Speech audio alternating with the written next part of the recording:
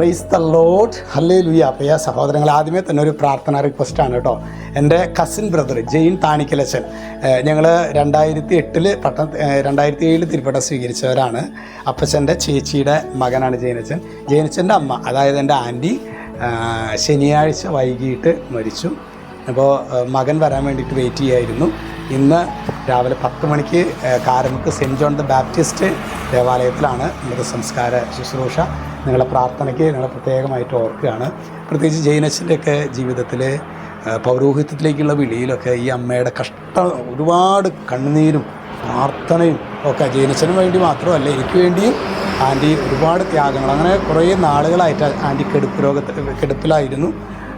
അങ്ങനെ മരണപ്പെട്ട ഒരു കാര്യമാണ്.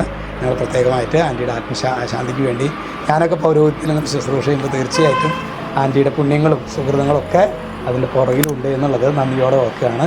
ഇന്ന് ഞാൻ ധ്യാനിക്കുന്ന വചനം പെട്ടെന്ന് ബൈബിൾ എടുത്ത് കിട്ടിയത് 116 സങ്കീർത്തനം 15 തിരുവചനമാണ്. തൻ്റെ വിശുദ്ധരുടെ മരണം കർത്താവിന് അമൂല്യമാണ്. ഞാൻ ഉറച്ചു വിശ്വസിക്കുന്നു, ജീവിതത്തിൽ അതുപോലെ സഹനങ്ങളും വിഷമങ്ങളും പ്രയാസങ്ങളിലൂടെയൊക്കെ ഈശോയോടുള്ള വിശ്വസ്തതയിൽ നിറവേറ്റി. ആൻറ്റിക്ക് 3 മക്കളാണ് ഉണ്ടായിരുന്നത്. അതിൽ രണ്ടാമത്തെ മകനെ കർത്താവിൻ്റെ ശുശ്രൂഷയ്ക്കായിട്ട് സമർപ്പിച്ച് ഇന്ന് ഞാൻ നല്ലവണ്ണം ഓടി എൻ്റെ ഓട്ടം പൂർത്തിയാക്കി എന്ന് പറയത്തക്ക വിധത്തിൽ ആൻറ്റി തമ്പുരാൻ്റെ സന്നിധിയിലേക്ക് എടുക്കപ്പെട്ടിരിക്കുകയാണ്. തീർച്ചയായിട്ടും നമ്മുടെ ജീവിതത്തിലും ഈ മരണം എന്ന യാഥാർത്ഥ്യത്തെക്കുറിച്ച് ധ്യാനിക്കാനും പ്രാർത്ഥിക്കാനും വിചിന്തനം ചെയ്യാനൊക്കെയുള്ള അവസരമാണ്.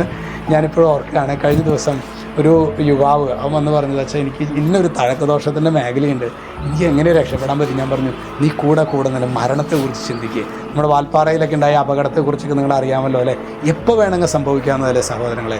തമ്പുരാൻ്റെ സന്നിധിയിലേക്ക് നമുക്കുള്ള വിസ അടിച്ചു വരുമ്പോൾ, അയ്യോ എനിക്ക് സമയമായിട്ട്, എനിക്ക് ഒരുങ്ങണം കുറച്ച് കൂടിയെന്നൊന്നും പറയാൻ പറ്റില്ലേ. അപ്പോൾ അതുകൊണ്ട് നന്നായിട്ട് പ്രാർത്ഥിച്ചൊരുങ്ങി നമ്മുടെ മരണത്തെക്കുറിച്ച് നമുക്ക് ധ്യാനിക്കാം. നമ്മുടെ പ്രിയപ്പെട്ടവർ വേർപെട്ടു പോകുമ്പോൾ നമുക്കുണ്ടാകേണ്ട ഒരു ബോധ്യം, ഒരു വിഷമം എന്നതിനേക്കാൾ ഞാനും ദൈവസന്നിധിയിലേക്ക് ഒരു നാൾ എടുക്കപ്പെടേണ്ടവനാണെന്ന തിരിച്ചറിവോടെ ജീവിക്കാൻ വേണ്ട ദൈവകൃപയ്ക്കായിട്ട് നമുക്ക് പ്രാർത്ഥിക്കാം.